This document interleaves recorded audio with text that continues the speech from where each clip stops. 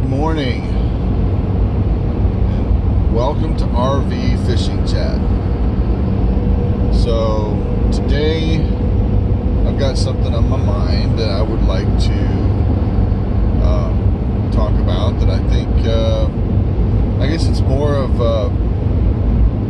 inspirational kind of talk.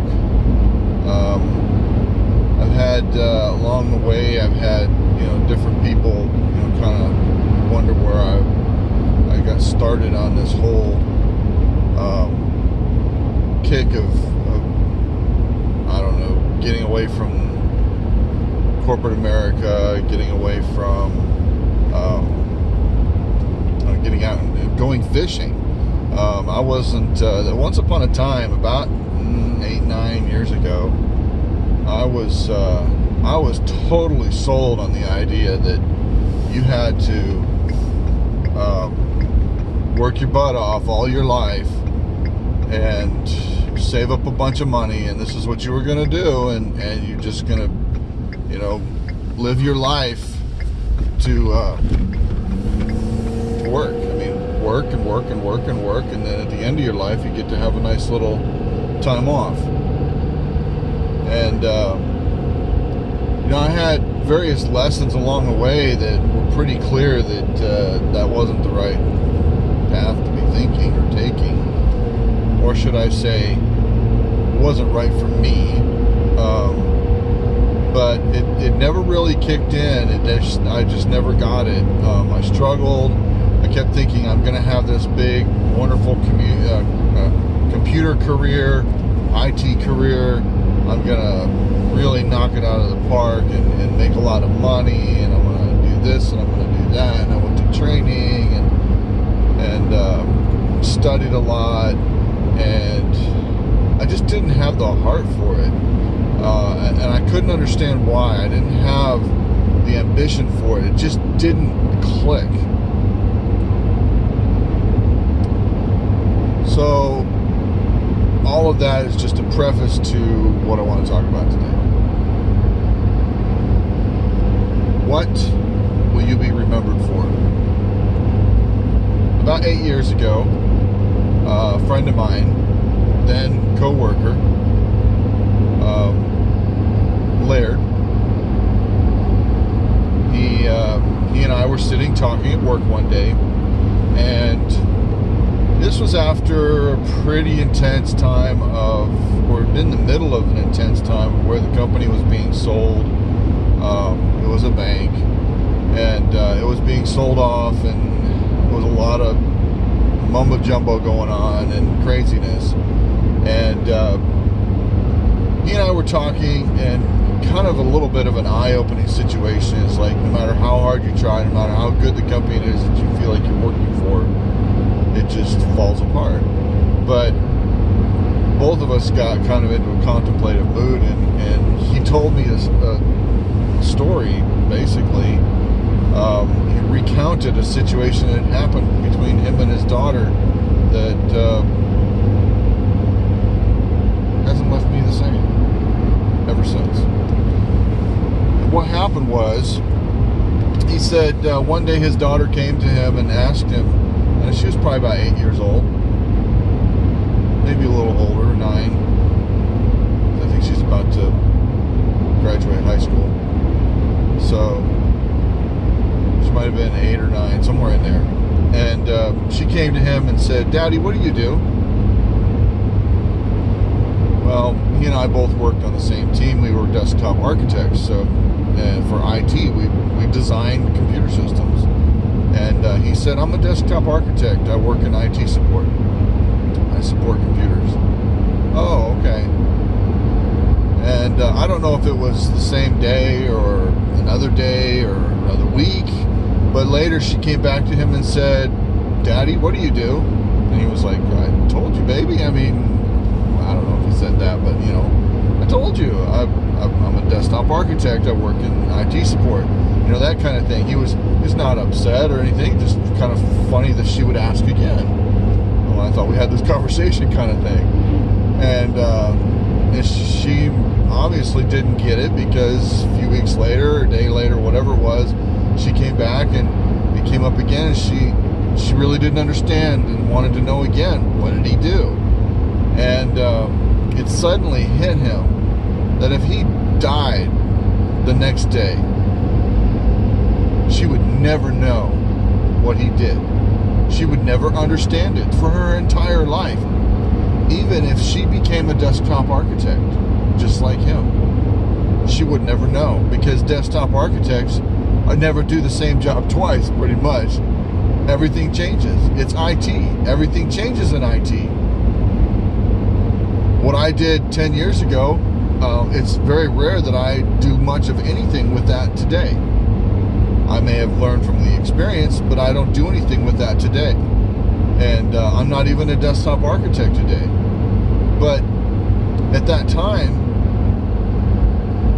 he just, it absolutely tore him up that he didn't know how to explain it to her. And he realized, he asked me, he said, when I'm gone, what is she going to remember? What is she going to remember me for? How is she going to remember me? Do I want her to be remembered? Do I want to be remembered in her mind as a desktop architect? No, that's stupid. Who wants that? Oh, he was a good desktop architect. What does that mean? In 30 years, in 3 years, we won't even know for sure what he was doing, have an idea. In 30 years, nobody will care, except he was a good man. Well, what does that mean? And 300 years from now, nobody will even know who he was. Nobody, not even his family lineage, would even care. Well, oh yeah, he had this girl named such and such, and she married so and so. That'd be about it. Genealogies. And that's that kind of set hard with me. I realized that as a Christian, and he claims to be a Christian as well, and that was one of the reasons why I really set on him too, and it bothered me. And when I heard that, it just set me on a different path, because it suddenly clicked that he was right. I did not want to be remembered as an IT guy. In the long term, what difference does it make? It's a job. And a lot of us have meaningless jobs. There's a lot of people out there. You're a coworker. Oh, okay. You work in a manufacturing plant putting parts in a motor. So what? I've known guys like that, and they retired from it. And that's not what they're remembered for. Nobody cares that they work for a manufacturing company. What they're remembered for is the words that they spoke, the kind things that they said, and the things that happened in their lives that influenced other people. That's what they're remembered for. And they might have only had a little bit of time to do that because they were stinking working 12 hours a day, 6 to 7 days a week for 30 years. Who cares? Oh, you worked a lot of overtime. Well, so what? And that was something that really started to work on me, and I realized I have got to change. And so I started looking at opportunities to do something, what was I going to do? I got back into rod building, started building some fishing rods. I got into fishing again, which was kind of crazy. I had been out of fishing for years and years and years. And it started me on a different path, which of course then, I got to talking to Sarah, and she was all for it. Every little change I made wasn't fast enough for her. And I didn't realize it. And suddenly, as time went on, I got a good job here at Georgetown Mortgage. Thank you very much. Very good job. And they were inspiring to me as well. If it weren't for them, I don't know that I would have necessarily continued my thought process in some of these areas. But it pushed me further down the road to really think about, as my senior staff or senior folks in my, above me at work say, how do you live? They want to help people live meaningful lives. And that's the same concept. What will you be remembered for? What are they gonna talk about 20 years from now? If you die today, what are they gonna talk about 2 weeks from now? 2 years from now? 200 years from now? Are you gonna leave something behind that's worth leaving? Oh, okay, you have kids. I don't, but that's something that even weighs heavier on me. I don't have kids. But for those of you who do, okay, you can leave a good legacy of well-raised kids. That's good. That's good. That's important. You want to do that. You definitely want to do that. But a good man leaves an inheritance to his children's children. Well, the Bible, obviously, when it says that, it's indicating that we need to be thinking about the long-term future. What will we leave? What will we leave behind? They say when you die, you can't take it with you. No, but you can leave it for somebody. A legacy, a trade, a good witness. There's a whole lot of things in this world that we can do to pass on to others. And if you're not doing that, then shame on you. And that's one reason why Sarah and I are out RVing, because we got tired of sitting on our duffs and doing nothing. We got tired of living this rat race. And I don't have a very bad rat race right now. I have a pretty good one. I drive through the country. You see me stop for a light? There's so few that I often don't even stop. It's pretty crazy how we just go through life and think that all this stuff that we get and this stuff that we do is important and it's going to last and it's going to do this and it's going to do that. No. None of it will be remembered. It's chaff. The Bible calls it chaff. And if you're not going to live your life doing something worthwhile and actually going through life doing something that will be remembered, then your life's a waste. And you need to think about that. Are you wasting your life? Are you wasting it doing nothing? Are you wasting it making money? Money is a means to an end. It is not the end. If you think it's the end, you got a sorry outlook on life. And that's... Yeah, I'm backing up. That's pretty much all I got to say about that today. It's one of those things where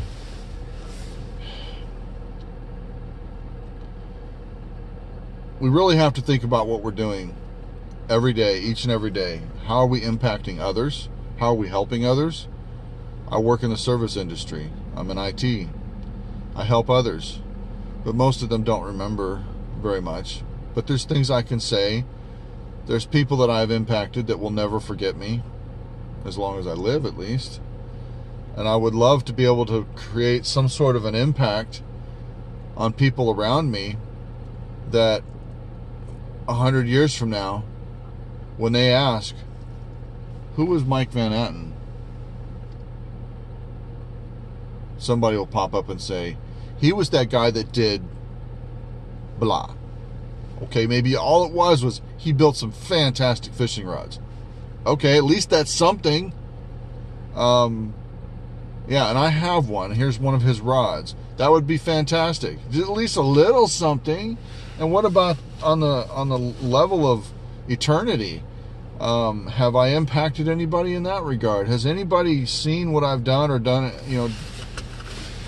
Have they listened to something I said and impacted their lives to where they made life changes because of maybe my help? I mean, if I can help somebody to down the road, that's a legacy to pass on. That's somebody who's benefited from my life.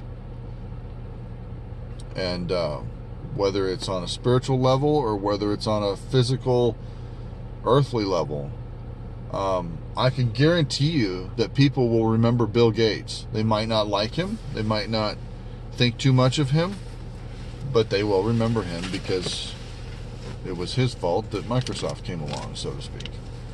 And everybody will remember that. And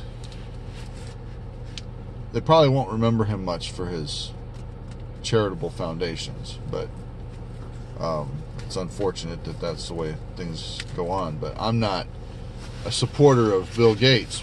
My point is that nobody will forget him. So go out there, do something.